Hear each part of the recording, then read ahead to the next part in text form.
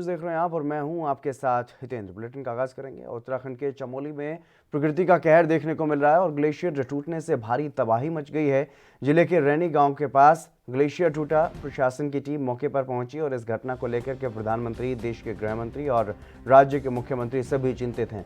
CM ने पुराने video share कर अफवाह न फैलाने की अपील भी की है और साथ ही लोगों को धैर्य बनाए रखने के लिए भी कहा गया है। प्रभावित लोगों के लिए हेल्पलाइन नंबर भी जारी किए गए हैं और मौके पर एनडीआरएफ, एसडीआरएफ, आईटीबीपी की टीमें भी मौजूद हैं। राहत और बचाव कार्य किया जा रहा है। करीब 150 लोग लापता बताए जा रहे हैं और वहीं कुछ लोगों के शव को भी बरामद कर लिया गया है और जो फंसे हुए लोग हैं उनको भी निकाला जा रहा है। हरिद्वार, ऋषिकेश और श्रीनगर में अलर्ट जारी किया गया है। उत्तर प्रदेश में भी सीएम योगी आदित्यनाथ ने अलर्ट रहने के निर्देश डीएम और एसपी, एसएसपी को दे दिए हैं। चमोली जिले के रैनी गांव के ऊपर वाली गली से ग्लेशियर टूटा, जिस कारण यहां पर पावर प्रोजेक्ट ऋषिगंगा भी प्रभावित हुआ है और साथ ही धौलीगंगा ग्लेशियर की तबाही के साथ तपोवन में बैराज को भी भारी नुकसान पहुंचा।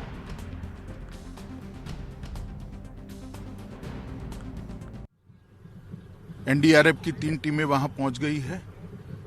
बाकी की टीमें दिल्ली से फ्लाई कर उत्तराखंड की ओर जाने के लिए तैयार हैं। कुछ ही समय में वो पहुंचेंगे। आईटीबीपी के जवान भी वहां पर पहुंच गए हैं। पूरे राज्य का तंत्र भी वहां पर एक्टिव हो गया। एसडीआरएफ की टीमें भी पहुंची हैं। मेरी मुख्यमंत्री जी से बात हुई, वो भी ऑन वे हैं और वायुसेना को भी अलर्ट कर बचाव कार्य में लगाने के लिए हमने पूरी तैयारी कर ली है।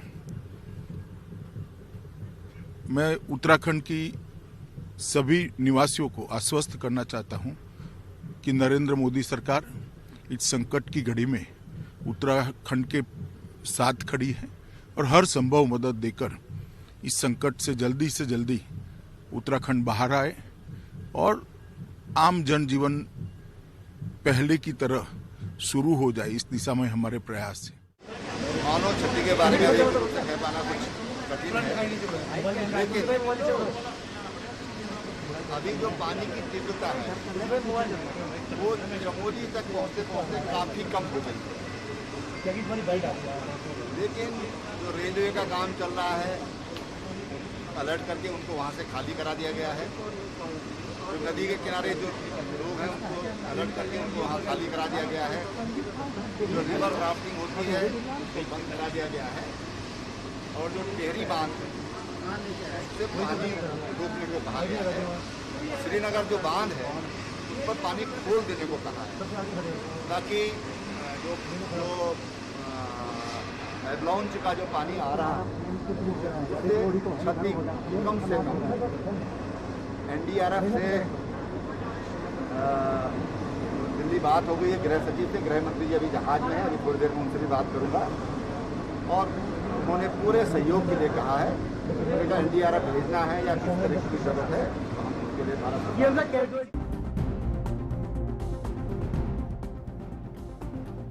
अर्चना ढींगरा हमारी संवाददाता हमारे साथ जुड़ गए हैं अधिक जानकारी के साथ। अर्चना, क्या कुछ फिलहाल ताजा अपडेट मिल पा रहा है? कितने लोगों के बारे में क्या कुछ जानकारी है? कितने लोगों को वहां से निकाला गया है सुरक्षित और कितने लोगों के अभी तक शव निकाले गए?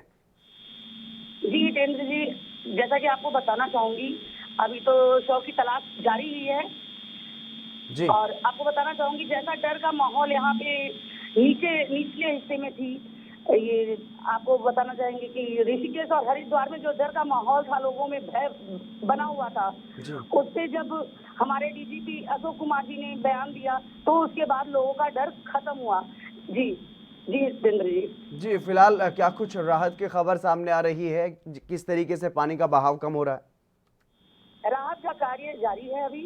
जी जितेंद्र जी, जैसा कि मैं आपको बताना चाहूंगी, लोग जो आपदा में फंसे हुए हैं, जो वहाँ पे फंस गए हैं, उनके भी बचाव कार्य के लिए टीम पहुंच चुकी है। वहाँ पे बचाया जा रहा है, लोग भूखे न रहें, ऐसा मुख्यमंत्री त्रिवेंद्र रावत ने कहा है कि लोगों को खाने की व्यवस्था कराई जाए। जी, तो किस तरीके की व्यवस्था अभी तक वहाँ पर की गई है? कितने लोग वहाँ पर फंसे हुए हैं, इस बारे में कोई जानकारी अभी तक? एनटीपीसी का जो इतना बड़ा कंपनी को झटका लगा है, उसको भी देखते हुए, वहाँ के लोगों को देखते हुए, लोगों के अंदर जो डर का माहौल पैदा हुआ था, लोग यहाँ निचली तलों पर जिनमें अफवाहें थी कि हाँ यहाँ पे भी बाढ़ आ सकता है, यहाँ भी आपदा आ सकती है, ऐसा बताया जाता है कि ऐसा यहाँ पे अब कुछ नहीं है। देने के लिए अर्चना बहुत शुक्रिया आपका। तो जितने ग्रामीणों के जो घर जो क्षतिग्रस्त वहां पर हुए और जिस तरीके से वहां पर ये जो ग्लेशियर फटा उसकी वजह से जो परेशानियों का सामना वहां पर लोगों को करना पड़ा, और वहां पर अब सीएम की तरफ से दिशा निर्देश दे दिए गए हैं कि किसी भी लोगों को किसी भी तरीके की कोई परेशानी वहां पर ना हो। हेल्पलाइन नंबर भी जारी किए गए हैं, लोगों तक हर तरह की मदद जो है वो मुहैया करवाने की पूरी कोशिश सरकार की तरफ से की जा रही है। जो लोग वहां पर फंसे हुए हैं उनको वहां से निकालने की पूरी कोशिश की जा रही है। हमारी सहयोगी अभी जुड़ी, उनकी तरफ से ये जानकारी जो है वो दी गई है कि प्रशासन को इस बारे में दिशा निर्देश दिए गए हैं कि कोई भी भूखा ना रहे, हर किसी के लिए वहां पर खाने पीने की व्यवस्था की जाए।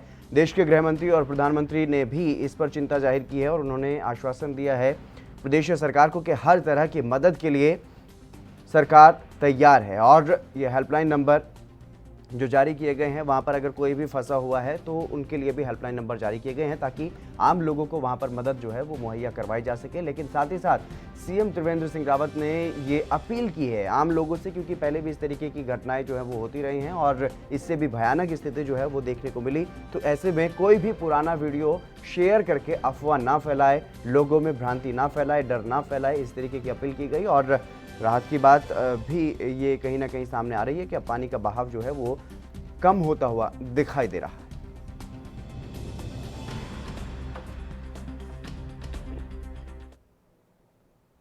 और वहीं मुख्यमंत्री योगी आदित्यनाथ रविवार को अयोध्या पहुंचे। राम जन्मभूमि परिसर में रामलला का दर्शन पूजन उन्होंने किया और इसके बाद राम जन्मभूमि परीक्षण का वहां पर राम जन्मभूमि परिसर का निरीक्षण भी उन्होंने किया और राम मंदिर की नींव खुदाई का काम भी उन्होंने देखा।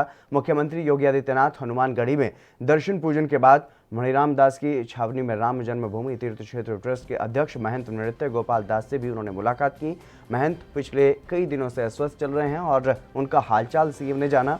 इस दौरान सीएम ने अयोध्या में रामलला का दर्शन पूजन करने के बाद राम मंदिर निर्माण कार्य का जायजा लिया, मैप का अवलोकन भी किया गया और अब रामलला परिसर में ही राम जन्मभूमि सुरक्षा समिति की बैठक में भी वो शामिल हुए और सीएम योगी ने अधिकारियों के साथ भी अयोध्या के विकास कार्य की समीक्षा की। इसके अलावा जो उत्तराखंड में जो प्राकृतिक आपदा आई है उसको लेकर के भी उन्होंने प्रतिक्रिया दी है और जो अधिकारी हैं उनको भी अलर्ट रहने के दिशा निर्देश दिए गए।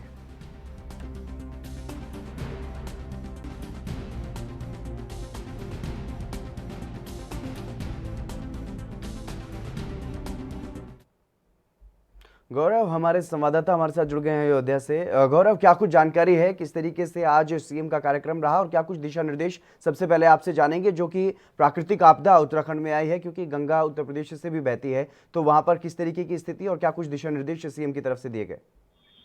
देखिए हितेंद्र, उत्तराखंड में जो आज हादसा हुआ है उसको लेकर के अयोध्या में जो है पहुंचे थे यूपी के मुख्यमंत्री योगी आदित्यनाथ ने उस पर जो है अपना जो है बहुत ही परेशान होते हुए नजर आए और उस पर अपनी प्रतिक्रिया दी और अधिकारियों को अलर्ट रहने के लिए जो है निर्देश दिए हैं। तो जो ये घटना हुई है इस पे काफी जो है सीएम योगी उदास होते हुए दिखे। जी, इसके अलावा मदद की पेशकश भी की गई है, किस तरीके से मदद की जाएगी उत्तराखंड सरकार की?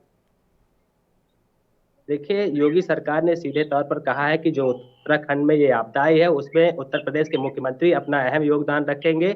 जो पीड़ित परिवार है उसको आर्थिक सहायता भी दी जाएगी और उसमें योगी आदित्यनाथ का अपना एक अहम योगदान रहेगा। गौरव, इसके अलावा अगर बात की जाए, क्योंकि अयोध्या का दौरा काफी अहम माना जाता है, सीएम योगी जब अयोध्या पहुंचते हैं तो क्या कुछ उनके कार्यक्रम रहे और किन किन कार्यक्रमों में वो शामिल वहां पर हुए?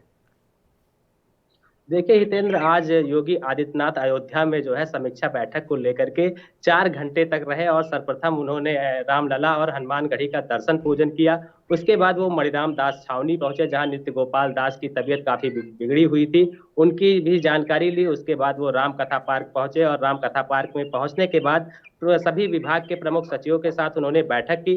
बैठक के दौरान राम जन्मभूमि की कानून व्यवस्थाओं पर चर्चा की गई और राम मंदिर की जो नींव का कार्य चल रहा है उसके जो ट्रस्ट के अधिकारी और विशेषज्ञ हैं उनसे भी इस पे अपना विचार साझा किया और जानकारी प्राप्त की थी। जी, इसके अलावा जो अधिकारियों के साथ समीक्षा बैठक की है उसमें क्या कुछ दिशा निर्देश अधिकारियों को दिए गए? अधिकारियों को सीधे तौर पर कहा गया है कि जिस तरीके से सभी प्रदेश में पर्यटक को बढ़ावा दिया जा रहा है, वहीं इसी में उत्तर प्रदेश के अयोध्या को एक वर्ल्ड क्लास सिटी बनाया जाएगा। उसको लेकर के उन्होंने बताया कि सभी जो विकास कार्य चल रहे हैं उसको काफी तेजी से काम किया जाए, और जिस तरीके से सुरक्षा व्यवस्था को लेकर के उन्होंने अधिकारियों के साथ बैठक की और सुरक्षा व्यवस्था को बेहतर तरीके से यहाँ पर हमेशा अलर्ट रहने के लिए हिदायत दी थी।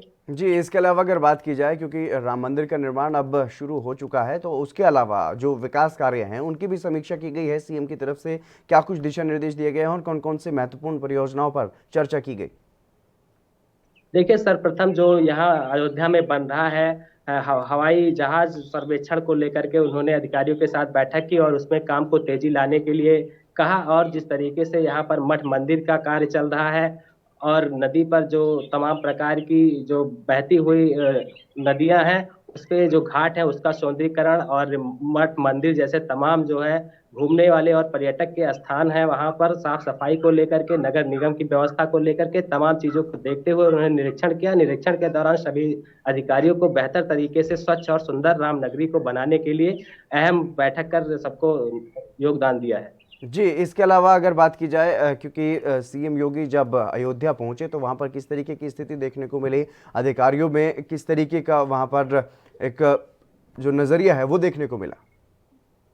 देखिए, कल से ही पता चल गया कि योगी आदित्यनाथ का दौरा अयोध्या है, जिसको लेकर के यहाँ पुलिस प्रशासन पूरी तरीके से अलर्ट हो गया है, और आज सुबह से ही कांग्रेस के नेता और व्यापार मंडल के अध्यक्ष को हाउस अरेस्ट किया गया। उनके घरों पर भारी पुलिस बल तैनात की गई कि वो योगी आदित्यनाथ से मुलाकात न कर पाए, और यहाँ पर बाहरी लोगों के लिए पूरी तरीके से रोक लगाई गई थी और लोगों को एंट्री नहीं दी जा रही थी अयोध्या में प्रवेश के लिए। हितेंद्र जी, और अगर बात की जाए, क्योंकि जब इस हादसे की, प्राकृतिक आपदा की जब खबर सीएम योगी को मिली तो उसके बाद उन्होंने किस तरीके से अपने अधिकारियों तक दिशा निर्देश जो है वो पहुंचाए?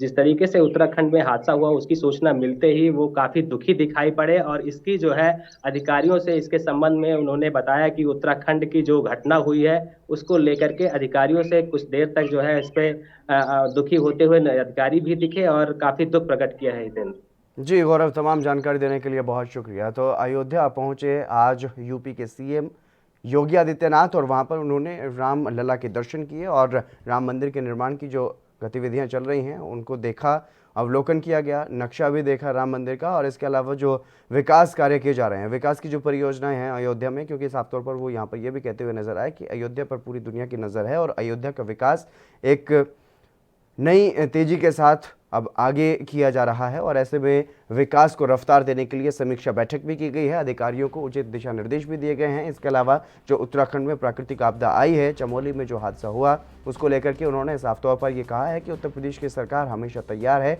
और अगर कोई भी किसी भी प्रकार की ज़रूरत महसूस होगी तो मदद उत्तराखंड सरकार की जाएगी। और इसके अलावा क्योंकि गंगा उत्तर प्रदेश के बड़े हिस्से में बहती है, तो ऐसे में जितने भी गंगा नदी से लगते हुए जो इलाके हैं वहाँ पर वहाँ के डीएम, एसपी और एसएसपी को भी दिशा निर्देश दिए गए हैं, अलर्ट पर रखा गया है और एनडीआरएफ, एसडीआरएफ की टीमों को भी अलर्ट पर किया गया है। आज रामनगरी के दौरे पर रहे उत्तर प्रदेश के मुख्यमंत्री योगी आदित्यनाथ ने रामलला के दर्शन किए और उसके बाद सभी कार्यक्रमों में वो शामिल हुए।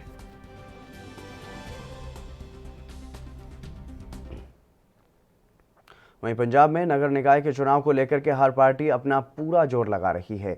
सभी दलों के बड़े नेता लोगों के बीच जाकर कार्यक्रम कर रहे हैं और इस बार बीजेपी हालांकि कम सक्रिय दिखाई दे रही है, क्योंकि बीजेपी के नेताओं का पुरजोर विरोध खेती कानूनों को लेकर के हो रहा है, लेकिन बाकी सभी दल अपनी पूरी ताकत लगा रहे हैं। आज पटियाला के राजपुरा में कांग्रेस की रैली में महारानी प्रणीत कौर शामिल हुई और वहीं आम आदमी पार्टी के कार्यक्रम में सांसद भगवंत मान भी शामिल हुए। दोनों ही बड़े नेताओं ने पार्टी के पक्ष में माहौल बनाने की कोशिश की।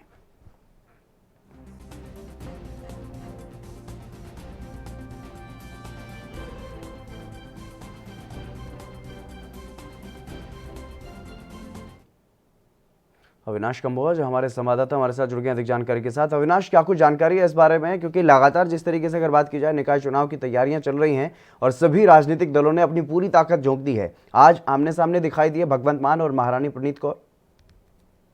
जी, साफ तौर पे पटियाला के राजपुरा में नगर निगम चुनाव को लेकर आज कांग्रेस के द्वारा जो रैली का आयोजन किया गया, जहां पर पटियाला सांसद महारानी परनीत कौर ने रैली को संबोधित किया।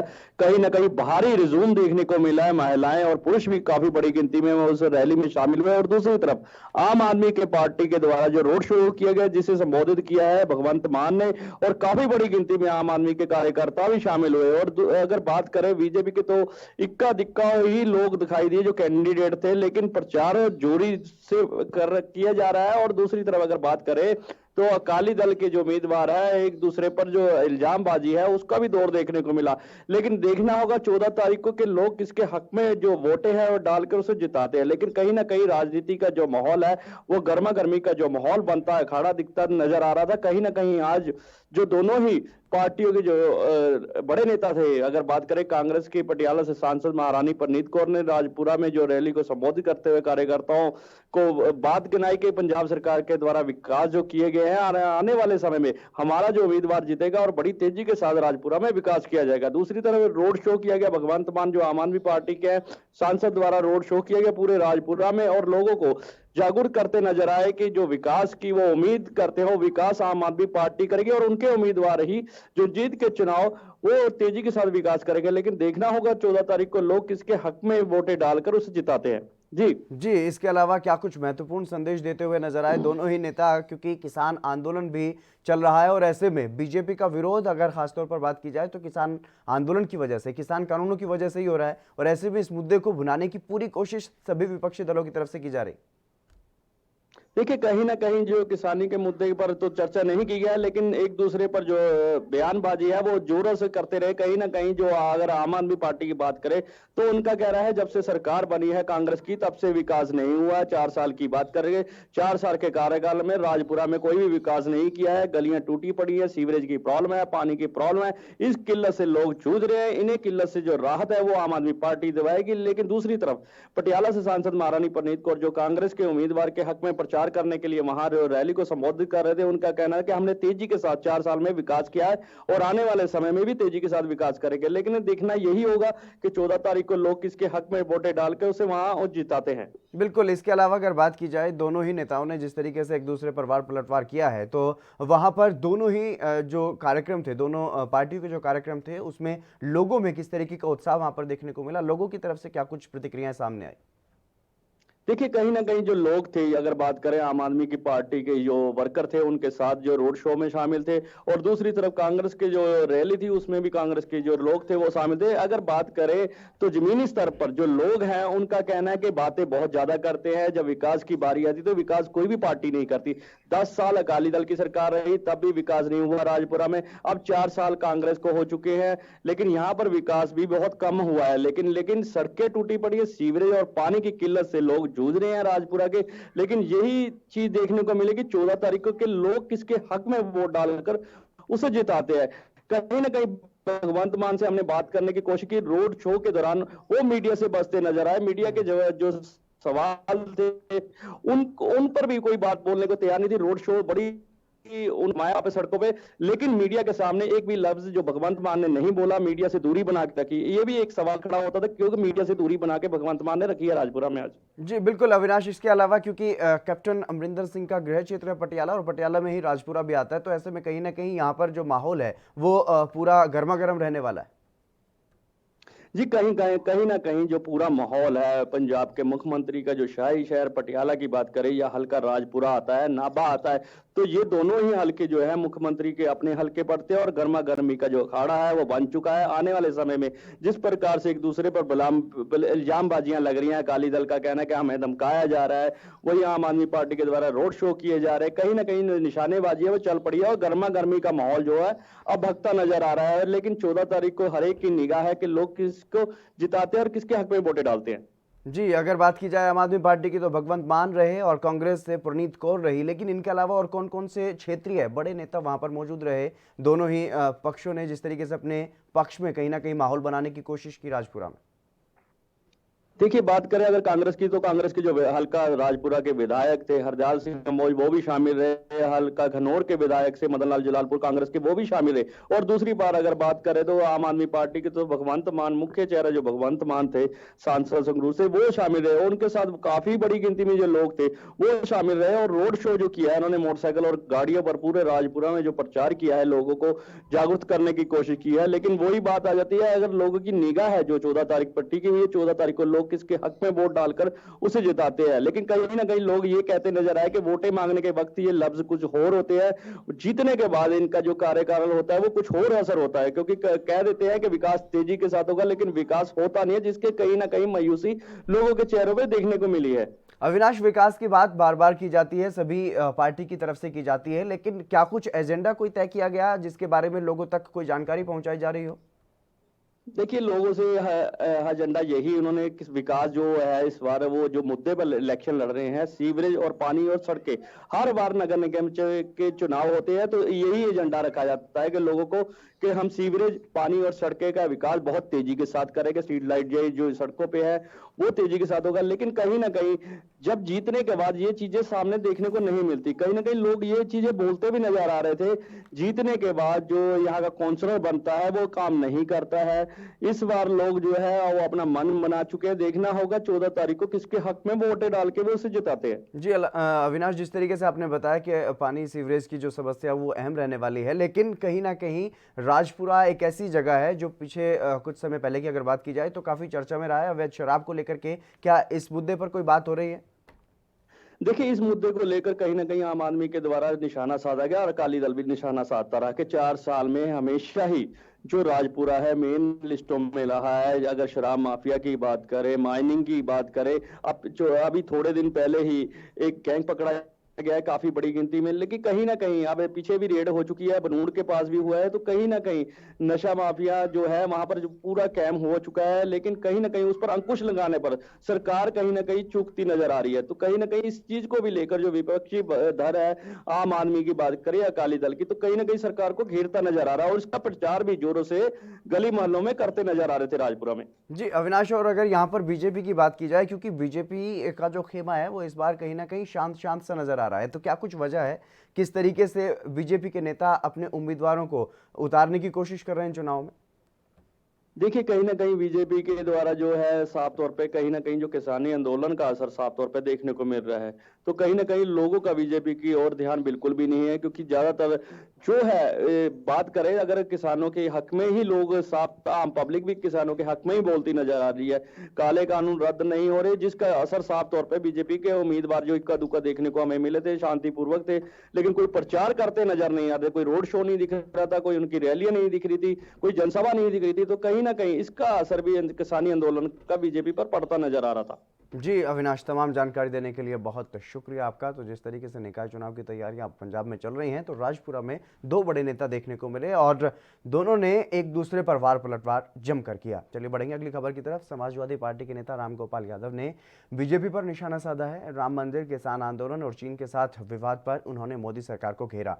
उन्होंने कहा कि किसानों के लिए कील गाड़ दी गई है, लेकिन चीन को लाल आंख नहीं दिखाई गई। वहीं राम मंदिर के मामले पर पहले इकट्ठा किए गए धन को लेकर के उन्होंने ये कहा है कि पहले भी चंदा इकट्ठा किया गया था जिसमें शानदार मंदिर बन सकता था, लेकिन उस धन का कोई अता पता नहीं है।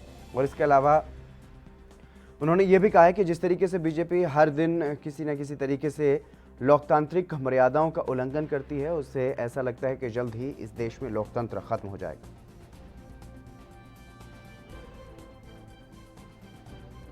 किसानों के लिए तो कीलें गाड़ देते हैं जी, और सारी सीमाएं सील कर देते हैं, और वहाँ आंख लाल नहीं कर पाते हैं। अब यही तो विडंबना है इस देश में। एक बड़ा सवाल ये भी है कि चुनाव में अभी विधान परिषद में समाजवादी पार्टी का बड़ा कब्जा था और प्रोटेम स्पीकर भाजपा ने नियुक्त करा दिया, जबकि चुनाव होना चाहिए था। ऐसा है, भारतीय जनता पार्टी सारी लोकतांत्रिक मर्यादाओं को भंग रोजाना कर रही है, और यही स्थिति रही तो इस देश से लोकतंत्र खत्म हो जाए। अब इस देश के नागरिकों पर निर्भर करता है कि लोकतंत्र में जिंदा रहना चाहते हैं या अथॉरिटेरियन स्टेट में जो पूरी तरह से एकाधिकारवादी व्यवस्था होती उसमें रहना चाहता हूं।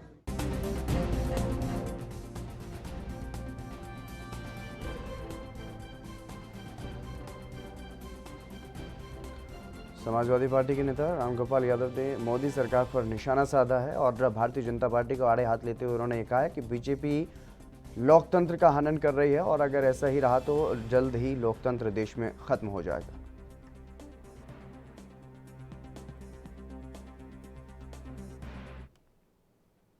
उमाकांत बाथम हमारे संवाददाता हमारे साथ जुड़ गए मैनपुरी से अधिक जानकारी के साथ। उमाकांत, क्या कुछ जानकारी है, किस कार्यक्रम में वहां पर वो रामगोपाल शिरकत करने के लिए पहुंचे थे जहां पर उन्होंने बीजेपी पर जमकर निशाना साधा? सर जी, बताना चाहूंगा कि प्रोफेसर साहब एक व्यक्तिगत कार्यक्रम में वहां गए थे जी। वहां मीडिया के जब बात की तो उन्होंने बताया एएनबी को कि जो इस समय बीजेपी सरकार है वो किसानों पे किसान का जो बिल है वो वापस नहीं ले रही है, वो अपनी हट धर्मता दिखा रही है जी। इसके अलावा वो लोकतंत्र की बात भी कहते हुए नजर आए कि लोकतंत्र जल्द ही इस तरीके से खत्म हो जाएगा देश में। वो किस बात पर ये बात कहते हुए नजर आए? वो जी, जब बताना चाहूंगा, उन्होंने इस बात पे बताया था जी कि विधान परिषद चुनाव में सपा का बड़ा कब्जा था, प्रोटेम स्पीकर भाजपा ने करा दिया है। इस सवाल पर बोले भाजपा सारी लोकतांत्रिक मर्यादाओं को रोजाना भंग कर रही है, ऐसी स्थिति में इस देश का लोकतंत्र खत्म हो जाएगा। जी। इसके अलावा पंचायत चुनाव की भी तैयारियां अब चल रही हैं, तो पंचायत चुनाव को लेकर के कार्यकर्ताओं को किस तरीके से उन्होंने दिशा निर्देश दिए हैं? पंचायत चुनाव को उन्होंने बताया है कि समाजवादी पार्टी किसी को सिंबल के बारे में नहीं, का सिंबल नहीं देगी, लेकिन सपोर्ट देगी। या कोई एक जनपद से 5 प्रत्याशी उनके दावेदार हैं, उसमें जो अच्छा होगा उसको वो सपोर्ट करेगी। जी उमाकांत, तमाम जानकारी देने के लिए बहुत शुक्रिया आपका। तो मैनपुरी में समाजवादी पार्टी के नेता रामगोपाल यादव वहां पर पहुंचे और वो जमकर निशाना साधते हुए नजर आए भारतीय जनता पार्टी पर। जिस तरीके से मोदी सरकार की तरफ से जो चीन के साथ सीमा विवाद चल रहा है उस पर लाल आंखें नहीं दिखाई जा रही, ऐसा आरोप उन्होंने मोदी सरकार पर लगाया। और इसके अलावा साफ तौर पर वो ये भी कहते हुए नजर आए कि किसानों के लिए कीलें गाड़ी जा रही हैं। और इसके अलावा उन्होंने ये भी कहा है जनता से अपील करते हुए कि लोकतंत्र इस देश में जल्द ही खत्म हो जाएगा, अब ये जनता को तय करना है कि लोकतंत्र में रहना है या फिर नहीं। चलिए बढ़ेंगे अगली खबर की तरफ। चरखी दादरी में किसान महापंचायत का आयोजन किया गया जिसमें किसानों की जबरदस्त भीड़ देखने को मिली। किसान नेता राकेश टिकैत ने किसानों को संबोधित किया और इस दौरान कई और भी किसान नेता वहां पर मौजूद रहे। किसान नेता राकेश टिकैत ने सरकार को चेतावनी देने के साथ साथ लोगों से भी अपील की है। उन्होंने कहा है कि हम खुद व्यापारियों को बढ़ावा दे रहे हैं, अपना दूध छोड़ करके हम कोल्ड ड्रिंक पीते हैं, इससे व्यापारियों को फायदा मिलता है, इसलिए हमें ऐसी कुछ चीज़ों का बहिष्कार करना होगा। और साथ ही सरकार को चेतावनी देते हुए उन्होंने कहा कि धोखे से कुछ लोगों को लाल किले तक ले जाया गया, इसलिए उन्हें छोड़ना होगा और 3 कानून रद्द करके MSP पर कानून सरकार को बनाना ही पड़ेगा।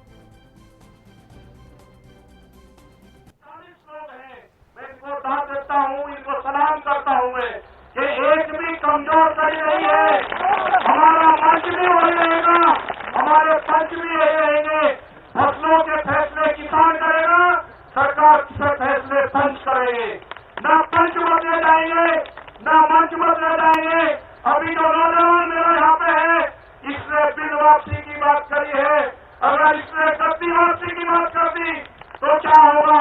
कल हमारी बात है, हम पूरे देश में जाएंगे, उनके पास में समय है सरकार के, बिल वापसी कर दे, MSP पे कानून बना दे, हमारे जो लोग हैं उनको रिहा कर दो। धोखे से लाल किले पे लेकर गए हैं, बर्दाश्त नहीं करेंगे। धोखे से बुलाए गए हैं वहाँ पे, बर्दाश्त नहीं करेंगे। लड़के हमारे वापसी चाहिए, ये कहते हैं कि बेचने धोखे ऊपर में कैसे वापसी होंगे? कानून हम बताएंगे कैसे वापसी होंगे। जिस तरह से अफगानिस्तान के गुंडों को अफगानिस्तान में छोड़ गए हैं, सम्मान से हमारे लोगों को दिल्ली के इतिहास से उनके गांव छुपा दो। नहीं छोड़ेंगे, न घर वापसी होगी, न ये खप्पे वापसी हटेगी।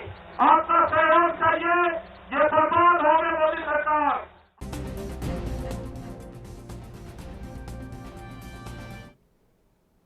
नरेंद्र मंडोला हमारे संवाददाता हमारे साथ जुड़ गए अधिक जानकारी के साथ। नरेंद्र, क्या कुछ जानकारी, आज किसान महापंचायत हुई, किस तरीके से वहां पर लोगों में उत्साह देखने को मिला, कितना समर्थन इस पंचायत को मिला? जी हितेंद्र, आज कितनाना टोल प्लाजा पर महापंचायत का आयोजन किया गया। जी। वहीं इस क्षेत्र की जनता में उत्साह देखने को ही मिलता था। भारी संख्या में किसान महापंचायत में शामिल हुए और राकेश टिकैत का संबोधन सुना। जी जी, इसके अलावा क्या कुछ चेतावनी देते हुए नजर आए राकेश टिकैत वहां पर सरकार को? राकेश टिकैत ने सरकार पर हमला बोलते हुए कहा कि सरकार धर्म और जाति के नाम पर बांटना चाहती है। उन्होंने मंच से आह्वान किया कि 3 काले कानून वापिस नहीं होने तक घर वापिस नहीं, और उन्होंने मंच से आह्वान किया दिल्ली कूच के लिए सभी किसान तैयार रहे। जी, इसके अलावा क्या कुछ अपील की गई आम लोगों से, क्योंकि वो कहते हुए नजर आए कि कुछ चीजों का हमें बहिष्कार करना पड़ेगा? जी, मंच से अपील भी की गई कि हमारा आंदोलन शांतिपूर्ण ढंग से होना चाहिए। जी। वहीं उन्होंने आम जन से अपील करते हुए कहा कि आंदोलन को शांतिपूर्ण ढंग से चलाया जाए, किसी भी तरह की हिंसा आंदोलन में शामिल न होने पाए। जी नरेंद्र, तमाम जानकारी देने के लिए बहुत शुक्रिया आपका। तो किसान नेताओं ने इस महापंचायत में शिरकत की है और उन्होंने साफ तौर पर देश की सरकार को, मोदी सरकार को चेतावनी देते हुए ये कहा है कि तीनों कानून रद्द करने पड़ेंगे और एमएसपी पर कानून भी बनाना पड़ेगा। अगर कानून नहीं बनता एमएसपी पर तो ऐसे बात नहीं बनेगी। और ये जो युवा है इसने अभी सिर्फ और सिर्फ 3 कानून वापस करने की बात की है। अगर गद्दी वापसी करने की बात कर दी तो फिर क्या होगा? यानी कि सरकार को कहीं ना कहीं चेतावनी देते हुए राकेश टिकैत यहाँ पर नजर आए। और किसान नेता राकेश टिकैत ने जल की महत्वपूर्ण भूमिका पर भी यहाँ पर प्रकाश डाला। उन्होंने ये कहा है कि इस किसान आंदोलन को एक बार फिर से जिंदा किया है तो जल ने किया है, इसलिए जल की पूजा करो। नरेश टिकैत हमारे साथ जुड़ गए हैं, किसान नेता हैं। नरेश जी, आपका स्वागत है एनबी न्यूज पर। जी धन्यवाद। जी नरेश जी, लगातार अलग अलग जगहों पर जाकर के किसान महापंचायत की जा रही है और लोगों से समर्थन देने की अपील की जा रही है और साथ ही साथ जल की महत्वपूर्ण भूमिका बताते हुए नजर आए आज राकेश टिकैत। जी, वहाँ से एक तो बताओ कचिल्लेदार और सरिया इस तरह का माहौल वहाँ से पैदा कर रखा जी, जो पर एक बॉर्डर पे हो, हिंदुस्तान पाकिस्तान का या तीन हिंदुस्तान का बॉर्डर हो, तो वहाँ से किसानों ने मिट्टी डालकर वहाँ से फूल के पौधे लगा दिए। लेकिन नरेश जी, कृषि मंत्री तो ये कह रहे हैं कि इन कानूनों में काला क्या है, ना तो किसान अब तक बता पाए और ना ही संसद में कोई सदस्य अब तक ये बता पाया। एक बार तो ये अपना आरोप लगाने बंद करो, जिस सब बता देना सारी बात हो जाएगी। ये अच्छी तरह से फैसले के उसमें मूड में हो, बिल्कुल सही दिमाग से। ये भी इनका दिमाग सही नहीं है, भी तो ये आरोप लगाने का सिवा और कुछ नहीं। काले कानून का नहीं पता नहीं इतनी लाख क्यों कर रही। ये कई लाख आदमी सड़कों पे है, तो इस तरह की क्या लोग बता रही। हम यही कह रहे हैं ढंग से बात करें और इस वाले को निमटाना नहीं निमटाना तो कोई दिक्कत नहीं। ये कुछ जो चल रहा है चलन दो, इसमें इनमें क्या बता रही। हम सरकार का तो कुछ हम सुन ले रहे। रास्ते की बात है, रास्ता इन्होंने बंद कर दिया, उन्होंने तो रोक दिया रास्ता जी। जो हम जाम इस सब बंद पर थोड़ी सी नहीं याद हुआ है लोगों को, भाई कोई परेशानी ना हो। इसमें भी तो कह रहे तो धूप पड़ गई, उन्होंने तो बंद नहीं करा। उत्तर प्रदेश में, उत्तराखंड में मैंने कर दी। तो इस तरह की बयानबाजी तो बात जाओ, इनकी बयानबाजी कोई सुन नहीं रहा गया जी। लेकिन नरेश जी, एक चिंता का विषय यहाँ पर यह है कि टिकरी बॉर्डर पर आज एक बार फिर से 2 किसानों की मौत हो गई। एक ने आत्महत्या की और एक की दिल का दौरा पड़ने की वजह से मौत हो गई। तो ऐसे ही लगातार किसान इस आंदोलन की भेंट चढ़ रहे हैं। नहीं, एक तो बताओ, सब किसान ने आत्महत्या कर ली तो इस सरकार पर क्या फर्क पड़ रहा जी। आत्महत्या तो होगी, ये बात आत्महत्या रुकोगी, फिर ये पुलिस की गोली चलेगी आगे। इनमें थोड़ा ही है बात। ये इसमें तो कम से कम 1000-1500 शहीद हो रहे जी। ये थोड़ा ही है बात। ये भी तो है, ये जिम्मेदारी सच्चा जो जिन्ना आत्महत्या करी हो, दिक्कत तो क्या होगा। पहले भी कई किसानों ने आत्महत्या कर दी, गोली भी मार ली, फांसी भी लगा दी। तो ऐसी थोड़ी बात है। क्या दिक्कत है ना? सरकार को क्या दिक्कत है? तो किसान तो मरने के लिए पैदा हुए, ये तो मरू जाएंगे, ये तो चलता रहेगा। ये प्रधानमंत्री की बात में एक बार कह दो भाई जितने मरे भाई दुख की बात है, बस यही बतेरी। हमें तो किसानों को और कुछ नहीं। किसानों की कीमत कहाँ है? किसान तो लोही कीड़ी मकोड़े की तरह से लोग मरते रहेंगे। लेकिन सरकार की तरफ से तो कोई भी दुख भी जाहिर नहीं कर रहा। जब ये लोग, इन लोगों की जब मौत हो जाती है तो सरकार की तरफ से तो इस पर दुख भी जाहिर नहीं किया जा रहा। एक तो बताओ जी, ये तो आंदोलन है कि पूरे भारत में इसकी वो होगी, कितने आगे बढ़ गए, क्या होगा, वो दिन की तो देखने को तैयार रहे हैं। के नाम पे लोगों के मुकदमे ये नहीं आत्महत्या करेंगे, बिल्कुल आत्महत्या करेंगे। बिल्कुल। जो ट्रैक्टर्स को लेकर के लोगों के पास अब नोटिस भी भेजे जा रहे हैं। अच्छा, सरकार है, सरकार जो कुछ भी है सरकार करेगी, उसी का तो समाधान क्या ढूंढ रहे हैं हम ये। तो कब तक चलता रहेगा सर ऐसा? लंबा चलेगा, कोई भी जगह शुरुआत की हुई जी, अभी क्योंकि 2.5 महीने का वक्त हो चला है और अभी भी आप ये कह रहे हैं कि अभी तो ये शुरुआत ही हुई है। नहीं, शुरुआत हुई तो सरकार पूरे अपने तीन कमान छोड़ लगी, सारी बात हो लगी, तो बात करने के मूड में बात करते हैं। सरकार का कोई वो नहीं है, सरकार साला साइड रवैया छोड़ के किसी का मूड सही हो जाए बात करते हैं। जी नरेश जी, बिल्कुल। तमाम बातचीत करने के लिए बहुत शुक्रिया आपका। तो लगातार जिस तरीके से किसान नेताओं की तरफ से अलग अलग जगहों पर जाकर के महापंचायत की जा रही है, लोगों को जागरूक किया जा रहा है, लोगों से ये आह्वान किया जा रहा है कि आप पूरी तरह से तैयार रहिए दिल्ली चलने के लिए। और कुछ लोगों को ये भी कहा जा रहा है कि आप रोटेशन में दिल्ली जाते रहिए ताकि वहाँ पर जो भीड़ है वो लगातार बरकरार बनी रहे और ज़रूरत पड़ने पर वहाँ पर ज़्यादा भी संख्या की जा सके। इस तरीके की भी अपील लगातार की जा रही है और मोदी सरकार को चेतावनी किसान नेता देते हुए नजर आ रहे हैं। राकेश टिकैत ने साफ तौर पर यह कहा है कि ये युवा अभी सिर्फ 3 किसान कानूनों की वापसी की बात कर रहा है। अगर गद्दी वापसी पर आ गया तो फिर सरकार क्या करेगी?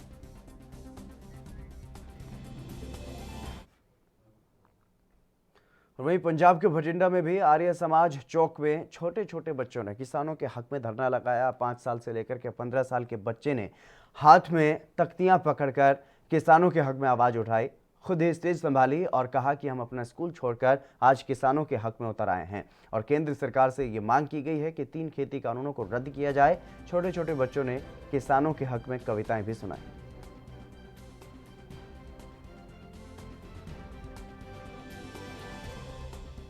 संघर्ष करना है, ਅਸੀਂ ਆਪਦੇ ਸਕੂਲਾਂ ਨੂੰ ਛੱਡ ਕੇ ਸਿਰਫ ਸੰਘਰਸ਼ ਦੇ ਨਾਲ ਜੁਟਾਂਗੇ ਤੇ ਕਿਸਾਨਾਂ ਦਾ ਸਾਥ ਦੇਵਾਂਗੇ।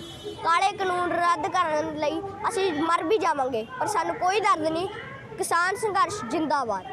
ਕਿਸਾਨਾਂ ਦੇ ਸਮਰਥਨ ਵਿੱਚ ਆਏ ਆ ਅਤੇ ਸਾਡੀ ਮੰਗ ਹੈ ਕਿ ਜੋ ਮੋਦੀ ਸਰਕਾਰ ਨੇ ਕਾਲੇ ਕਾਨੂੰਨ ਪਾਸ ਕੀਤੇ ਹਨ ਉਹਨਾਂ ਨੂੰ ਰੱਦ ਕੀਤਾ ਜਾਵੇ।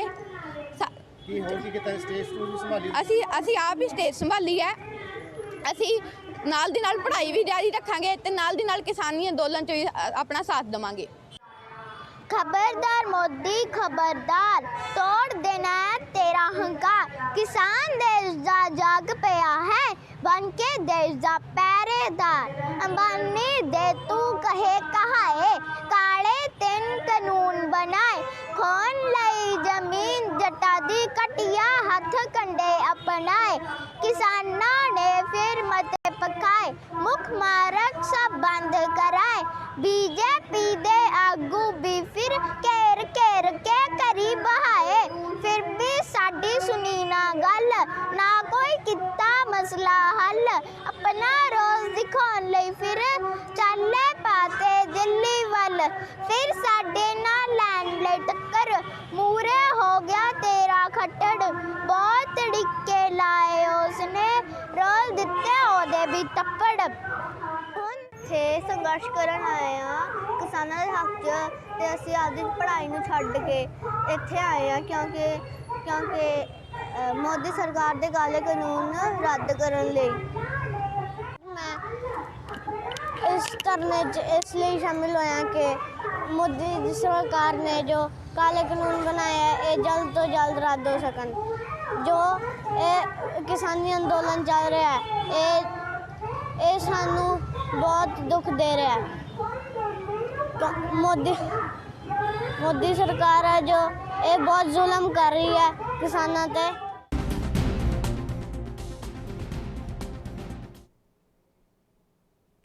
अमनदीप हमारे संवाददाता भटिंडा से हमारे साथ जुड़ गए अधिक जानकारी के साथ। अमनदीप, क्या कुछ जानकारी है? जिस तरीके से बच्चों ने किसान आंदोलन के समर्थन में आज ये कार्यक्रम किया, कौन इसका संयोजक रहा, किसने इस जो ये कार्यक्रम आयोजित किया गया है, किसने इस कार्यक्रम को आयोजित करवाया?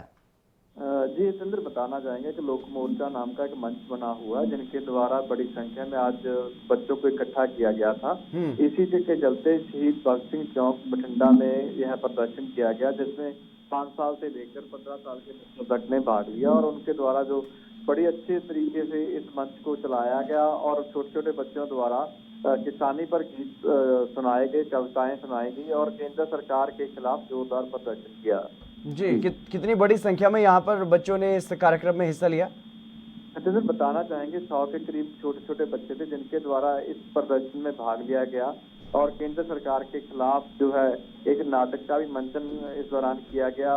बच्चों द्वारा छोटे छोटे कोरियोग्राफ करके जो है केंद्र सरकार के खिलाफ अपना रोष व्यक्त करते हुए कहा कि जब तक यह 3 खेती-बाड़ी अध्यादेश वापस नहीं होंगे वह इसी तरह केंद्र सरकार के खिलाफ अपने माता पिता के साथ प्रदर्शन करते रहेंगे। जी बिल्कुल। अमनदीप, यहाँ पर क्या इनके अभिभावक भी इनके साथ रहे? जी बिल्कुल, कुछ स्कूलों के अध्यापक भी जो है दौरान जो थे उन जिनके द्वारा जो ये सारे कार्यक्रम था इसकी मैनेजमेंट की गई थी, उनके अगुवाई में ही बच्चों द्वारा यह प्रदर्शन किया गया था। इस समय पुलिस का भी पुख्ता प्रबंध था क्योंकि शहर का सेंटर पॉइंट होने के कारण यहाँ पे आने वाले सभी एंट्री पॉइंट पर पुलिस तैनात थी और वह भी बच्चों का मंचन देखकर काफी हद तक जो है अपना हैरान थी, इतने छोटे बच्चों द्वारा इतनी बड़ी बड़ी बातें मुझसे की जा रही हैं और मंच का संचालन बहुत अच्छे तरीके से किया जा रहा है। जी बिल्कुल। इसके अलावा क्या बच्चों के परिजन, जो बच्चों के माता पिता हैं, वो भी इस कार्यक्रम में शामिल हुए?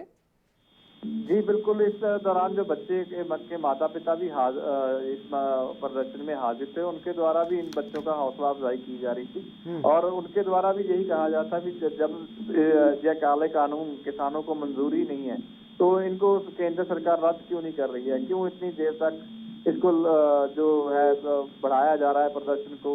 इसी मजबूरन जो किसान है वो सड़कों पर रहने के लिए मजबूर हैं।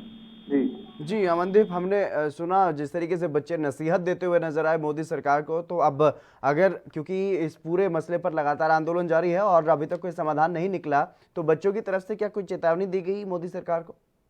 जी बिल्कुल, इनमें से कुछ बच्चे ऐसे भी हैं जो दिल्ली के बॉर्डरों पे चल रहे धरने में भी अपनी जो है जाकर आए हैं, वहाँ पे भी उनके द्वारा इसी तरह जो अपना जो है रोष व्यक्त किया गया है और जो अपनी कविताएं अपने गीत सुनाकर अपने लोगों को उत्साहित किया और संघर्ष में बड़ी संख्या में शामिल होने की अपील भी की गई है और उनके द्वारा कह रहे हैं जब तक यह संघर्ष चलेगा वह इस संघर्ष में अपना बढ़ता योगदान डालते रहेंगे।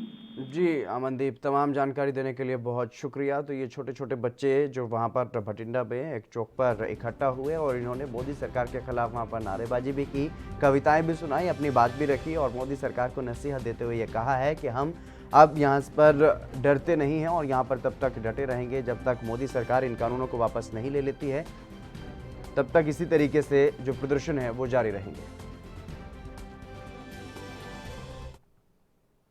और वहीं दिल्ली की सीमाओं पर लगातार किसानों का आंदोलन चल रहा है। इस आंदोलन के चलते अब तक 180 से ज़्यादा किसानों की मौत हो चुकी है। ताज़ा मामला टिकरी बॉर्डर से सामने आया है, जहां पर आंदोलन कर रहे किसानों के लिए आज की सुबह बहुत ही निराश करने वाली रही। तड़के एक किसान फांसी के फंदे पर झूल गया तो वहीं दूसरे किसान को दिल का दौरा पड़ा, जिसकी वजह से उसकी मौत हो गई। किसान सुखविंदर सिंह 60 साल के थे, पंजाब के मोगा के रहने वाले थे और वहीं आत्महत्या करने वाले किसान जींद के सिंहवाला का रहने वाला बताया जा रहा है, जिसकी उम्र लगभग 50 साल थी। कर्मवीर के पास से एक सुसाइड नोट भी बरामद किया गया है, जिसमें यह लिखा गया है कि भारतीय किसान यूनियन जिंदाबाद। और ये मोदी सरकार तारीख पर तारीख देती जा रही है, इसका कोई अंदाज़ा नहीं है कि ये काले कानून कब तक रद्द होंगे। जब तक कानून रद्द नहीं होंगे तब तक यहाँ से नहीं जाना। देखो ਅਸੀਂ कहना ਜਿਹੜਾ ਸਾਡਾ 181 ਦੇ ਨੇੜ ਪਹਿਲਾਂ ਜਿਹੜੀ ਡੈਥ ਹੋ ਚੁੱਕੀ ਹੈ, ਜਿਹੜਾ ਕੇਂਦਰ ਸਰਕਾਰ ਦਾ ਰਵੱਈਆ ਉਹਦੇ ਤੋਂ ਕਿਸਾਨ ਕਾਫੀ ਪਰੇਸ਼ਾਨ ਆ। ਜਿਵੇਂ ਸਾਡੇ ਬਜ਼ੁਰਗ ਬੱਚੇ ਬੱਚੀਆਂ ਸਾਡੀਆਂ ਰੋਡਾਂ ਦੇ ਉੱਪਰ ਬੈਠੀਆਂ, ਉਹ ਕਿਸੇ ਕਿਸੇ ਵਿਅਕਤੀ ਤੋਂ ਸਹਿਣ ਨਹੀਂ ਹੁੰਦਾ। ਤਾਂ ਜਿਹੜਾ ਸਾਡਾ ਕਰਮ ਸਿੰਘ ਕਿਸਾਨ ਸੀਗਾ ਜੀਂਦ ਜ਼ਿਲ੍ਹੇ ਦਾ, ਉਹਨੇ ਫਾਂਸੀ ਲਗਾ ਕੇ ਇੱਕ ਦੂਜਾ ਕੁਰਬਾਨੀ ਜਿਹੜੀ ਉਹ ਦਿੱਤੀ ਆ ਉਹਨੇ, ਅਸੀਂ ਕਹਿੰਦੇ ਆ ਵੀ ਇਹ ਬਹੁਤ ਮਾੜੀ ਹੈ, ਫਾਂਸੀ ਨਹੀਂ ਲਗਾਉਣੀ ਚਾਹੀਦੀ ਸੀ, ਪਰ ਉਹ ਤੋਂ ਸਹਿਣ ਨਹੀਂ ਹੋਇਆਗਾ, ਉਹ ਸੁਸਾਈਡ ਕਰ ਗਿਆ। ਇਸ ਕਰਕੇ ਉਹ ਫਾਂਸੀ ਲਗਾ ਕੇ ਜਿਹੜਾ ਉਹ ਅਲਵਿਦਾ ਕਹਿ ਗਿਆ। ਪਰ ਮੋਦੀ ਸਰਕਾਰ ਨੂੰ ਸ਼ਰਮ ਆਉਣੀ ਚਾਹੀਦੀ ਹੈ ਵੀ ਇਹਨਾਂ ਕਿਸਾਨਾਂ ਦੀ ਧੜ ਡੈਥ ਹੋਈ ਜਾਂਦੀ ਹੈ ਜਿਹੜੀ, ਤਾਂ ਉਸ ਦੇ ਉੱਤੇ ਇਹਨਾਂ ਨੂੰ ਕੋਈ ਨਾ ਕੋਈ ਜਿਹੜਾ ਸਾਡਾ ਜਿਹੜੇ ਤਿੰਨੋਂ ਕਾਨੂੰਨ ਆ ਵਾਪਸ ਲੈਣੇ ਚਾਹੀਦੇ ਆ ਤੇ ਤੁਰੰਤ MSP ਦਾ ਕਾਨੂੰਨ ਬਣਾ ਕੇ किसानों ਨੂੰ घर वापसी घल्लना चाहिए। गलत भावनाएं फैले तो मैं तो यही कहूँगा कि भाई सारे किसान साथियों से डटे रहो, जीत हमारी पक्की है। और ये कोई बात और मैं कहना चाहूँगा कि जो कृषि मंत्री हैं हमारे नरेंद्र तोमर जी, वो कह रहे हैं संसद में कि ये काले कानून ये वाइट है।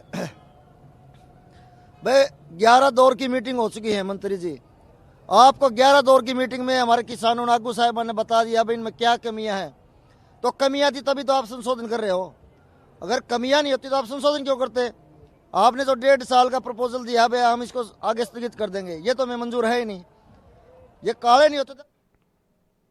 राजीव तिवारी हमारे संवाददाता हमारे साथ जुड़ गए अधिक जानकारी के साथ। राजीव, क्या कुछ जानकारी है? जिस तरीके से आज टिकरी बॉर्डर से ये दुखद खबर सामने आई, 2 किसानों की वहां पर मौत हो गई, एक ने आत्महत्या कर ली और एक की दिल का दौरा पड़ने की वजह से मौत हो गई।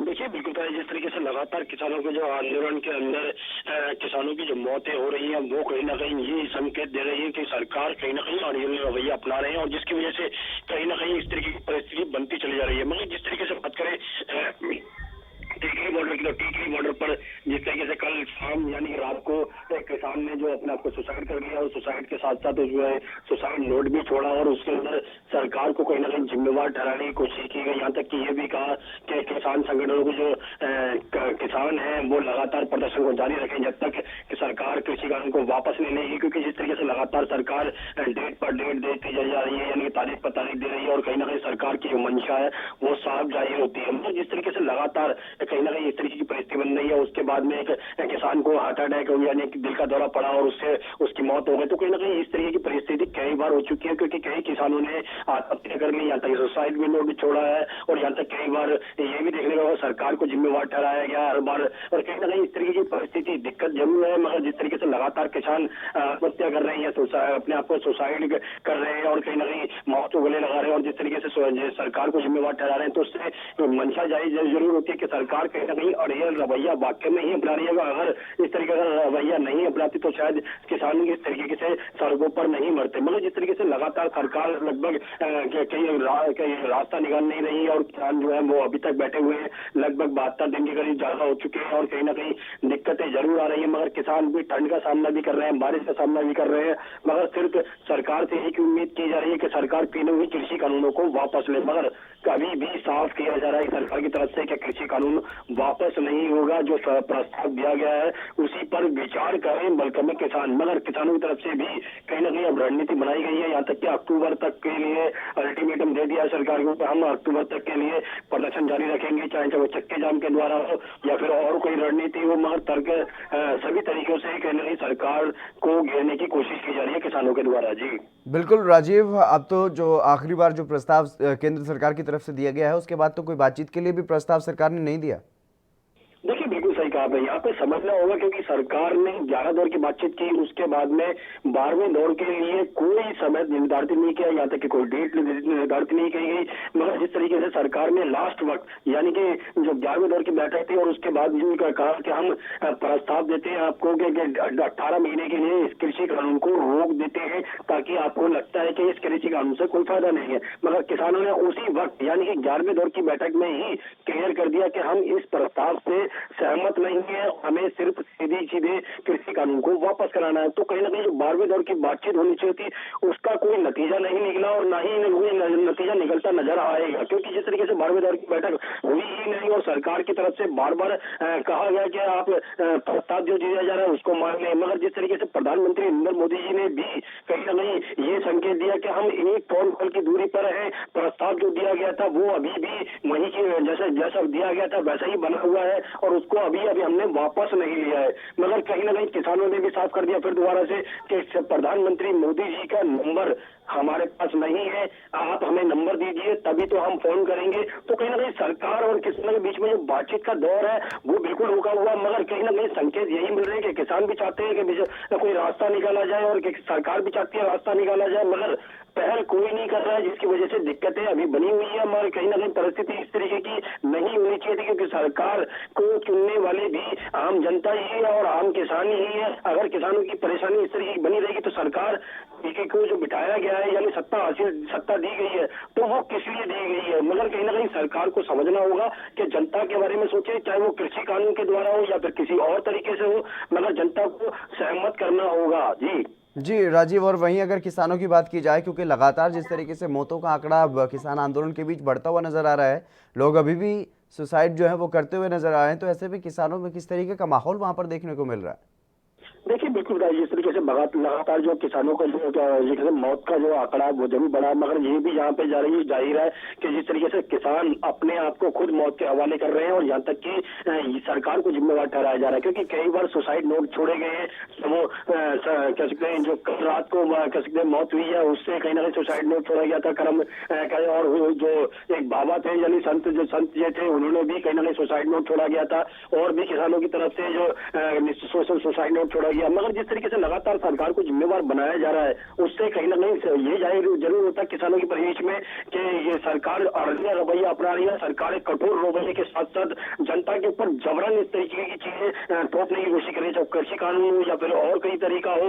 तो कहीं ना कहीं जिस तरीके से सरकार भी इस तरीके के शायद काम करती नजर आ रही है, क्योंकि जिस तरीके से लगातार हमने कोरोना काल में भी देखा था परिस्थिति संभालने के लिए सरकार ने बड़े कदम उठाए थे, मगर धरातल की बात करें तो धरातल पर भी कहीं ना कहीं लोगों को परेशानियां हुई थी और जिसकी वजह से लोग अपने शहरों से छोड़कर गांव तक जाने के लिए पैदल जाने के लिए मजबूर हुए थे। मगर जिस तरीके से बात करें आम जनता की तो आम जनता आज भी परेशान होती नजर आ रही है, क्योंकि जिस तरीके से पेट्रोल के दाम बढ़ाए जा रहे हैं, डीजल के दाम बढ़ाए जा रहे हैं, सरकार की मुश्किलें फिर भी कम नहीं हो रही। सरकार जनता के बारे में नहीं सोच रही है, बल्कि अपना सिर्फ रेवेन्यू या कहें टैक्स या फिर कहें कि जो उनका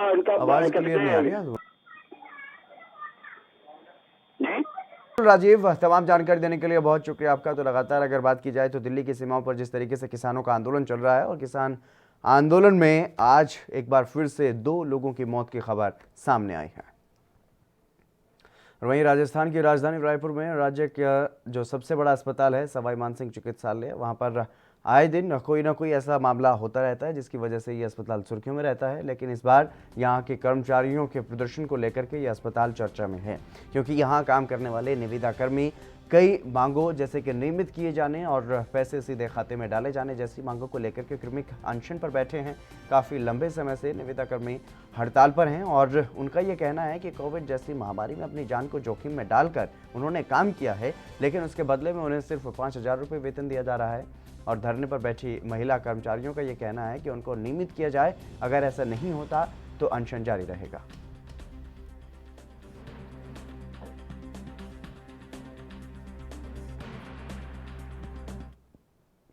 भवानी सिंह हमारे संवाददाता हमारे साथ जुड़ गए हैं जयपुर से। भवानी, क्या कुछ जानकारी है निविदा कर्मियों की तरफ से, क्या कुछ मांगे रखी जा रही?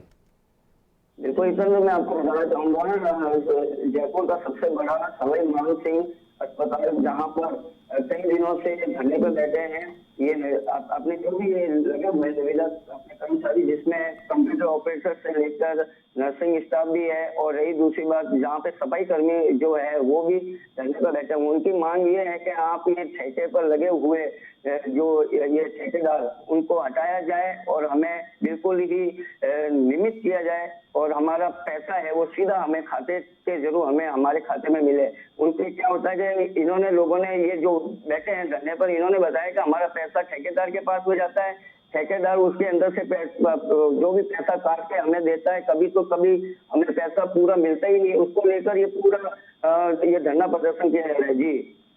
जी भवानी, इसके अलावा इनकी ये कितने दिनों से यहाँ पर धरना प्रदर्शन कर रहे हैं और क्यों इनकी कोई सुनवाई नहीं हो पा रही?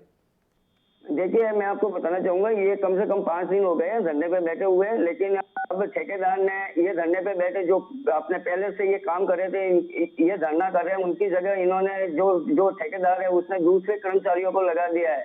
लेकिन इसको लेकर इनकी मांग भी, अगर इनकी मांग नहीं मानी गई तो ये बिल्कुल ही बहुत बड़ा धरना होने वाला है। और इन्होंने कहा कि हम मानसिंह जो है अपना अस्पताल वहां के बाहर किसी को भी अंदर नहीं जाने देंगे, किसी का भी मरीज का इलाज नहीं होने देंगे जब तक हमारी मांग नहीं मानी सरकार ने और ठेकेदार को नहीं हटाया, और हमारा खाता जो हमारा पैसा है वो सीधा हमें खाते के जरिए हमें मिलना चाहिए और हमें नियमित किया जाए। ये है इसकी मांग। जी भवानी, तमाम जानकारी देने के लिए बहुत शुक्रिया आपका। तो सवाई मानसिंह अस्पताल जो कि राज्य का सबसे बड़ा अस्पताल है, वहाँ पर निविदा कर्मचारी जो हैं वो करीब 5 दिनों से धरना प्रदर्शन कर रहे हैं, लेकिन उनकी कोई सुनवाई वहाँ पर नहीं हो रही। चलिए बढ़ेंगे अगली खबर की तरफ। यूपी के मिर्जापुर में आरटीआई से एक बड़ा खुलासा हुआ है। जिले में मदरसों का बड़ा सिंडिकेट वहां पर उजागर किया गया है। अल्पसंख्यक विभाग का बड़ा खेल यहां पर देखने को मिला है, जिसकी अब जांच की जाएगी। जिले में कुल 14 मदरसे फर्जी पाए गए हैं। फर्जी मदरसों की जांच एसआईटी की तरफ से की जाएगी और ये खुलासा होने के बाद फर्जी संचालकों में अब हड़कंप मचा हुआ है। 1 से 1.5 करोड़ का भुगतान हो चुका है और साल 2009 से 2010 से ये बिना भौतिक सत्यापन के ही कागजों पर चल रहे मदरसों का यह खेल है। साल 2017 में धरातल पर न दिखने के कारण मदरसों में तैनात शिक्षकों का वेतन रोक दिया गया था और योगी सरकार के आदेश के बाद 3 साल तक जांच चलती रही। एक संस्था के अधीन 8 मदरसे संचालित हो रहे थे और एक आरटीआई कार्यकर्ता इरशाद अली की मेहनत अब रंग लाई है। पिछले वर्ष की बात है, मई जून का महीना था और जनपद मिर्ज़ापुर में चल रहे अवैध, अनियमित और फर्जी मदरसों के संबंध में मैंने कुछ सूचनाएं मांग रखी थी विभाग से। और आरटीआई के जवाब में जो तथ्य प्रकाश में आए, अभिलेख प्रकाश में आए, तो उसमें कुछ मदरसे ऐसे थे जिसमें ये पाया गया कि कूटरचित ढंग से, फर्जी ढंग से यह मदरसे जो है ऑपरेट हो रहे थे। और इस तथ्य का खुलासा होने के बाद मैंने शासन में माननीय मुख्यमंत्री जी से और माननीय राज्यपाल महोदया से इसकी उच्च स्तरीय जांच कराने के लिए अनुरोध किए थे और जिसके बाद शासन का आदेश हुआ है, एसआईटी गठित हुई है, एसआईटी जांच कर रही है इसकी। कितने घोटाला है, कितने मदरसे हैं? ट्यून करोड़ में है इसकी स्कैम की जो है वो घोटाले की राशि हो सकती है और ये वास्तविक स्थिति या फिर इसका आकलन जांच समिति या एसआईटी ही बता सकती है। कैसे क्यों ऐसा है, क्या फर्जी है बताया जा रहा है? नहीं, पेपर में और अभिलेख में जो चीज़ें प्रकाश में आई हैं वो उसको देखने के बाद तो यही लगता है कि हाँ, ये फर्जी ढंग से कुछ मदरसे ऑपरेट हो रहे थे। और जो सरकार की जो योजना है और सरकार के द्वारा जो इस कम्युनिटी को जो है जो चीज़ें डिस्ट्रीब्यूट होनी चाहिए, जो होना चाहिए, वो वास्तविक हो नहीं रहा था। एक सिंडिकेट वर्क कर रही थी इस पर। मुझे लगता है कि देखिए, इससे पहले जो पूर्ववर्ती अधिकारी थे उन्होंने 20 मदरसों की जाँच अभिलेखीय हेतु शासन को भेजा था, किंतु एसआईटी द्वारा सभी मदरसे जो कि 144 से जाँच चल रही है, अभी भी चल रही है, कार्यालय द्वारा सभी अभिलेख उपलब्ध करा दिए गए। आगे निर्देशानुसार सहयोग किया जाएगा। अब इसमें जो जांच चल रही है तो वो तमाम ऐसे मदरसे हैं जो एसआईटी अपने प्रकरणों को देख रही है, तमाम मदरसों को देख रही है, तो वो जगह जगह जाके जांच कर रही है। इसमें कुछ विजिलेंस की टीमें भी हैं। चलिए बुलेटिन में बस इतना ही। आप बने रहिए ENB न्यूज़ के साथ।